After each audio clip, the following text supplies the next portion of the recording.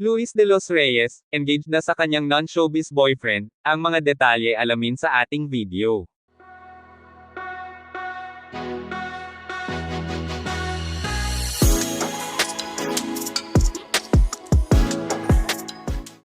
Nitong nakaraan nga lamang, ay inanunsyo na ng actress na si Luis de los Reyes, na siya nga ay engaged na sa kanyang non-showbiz partner. Makaraan na mag-post ang naturang aktres ng kanyang engagement ring, sa kanyang Instagram account, batay sa kanyang post.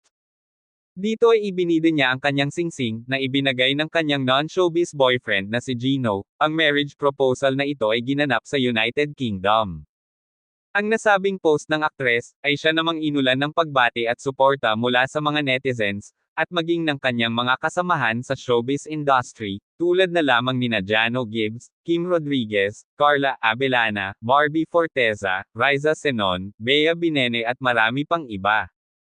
Ang engagement proposal ay naipost ng aktres nito lamang December 22, 2024, araw ng Linggo, oras dito sa Pilipinas, na may caption na #yes. Na may petsang December 21, 2024, na kung saan malamang ito ang mismong araw na ginanap ang kanilang engagement. Makikita din sa iba pang larawan kung gaano kaganda ang engagement ring na natanggap ni Luis de los Reyes.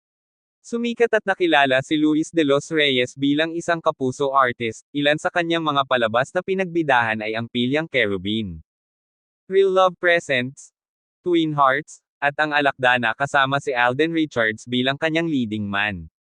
Matatandaan din na nagbigay ng tribute ang actress na si Luis de los Reyes, sa pagkamatay ng dating premyadang actress na si Jacqueline Jose, noong March 2, 2024 dahil sa heart attack. Dito ay sinabi ni Luis kung gaano niya ka-close ang yumaong aktres. Sa tribute ay tinawag din niyang Tita Jane si Miss Jacqueline Jose, kung saan nagpapatunay sa kung gaanong ka-close ang dalawang artist. Ipinangako din niyang hinding-hindi niya malilimutan ang yumaong aktres. Manatiling nakatutok sa ating channel para sa iba pang showbiz kaganapan. Maraming salamat sa inyong panonood. Please don't forget to like and subscribe.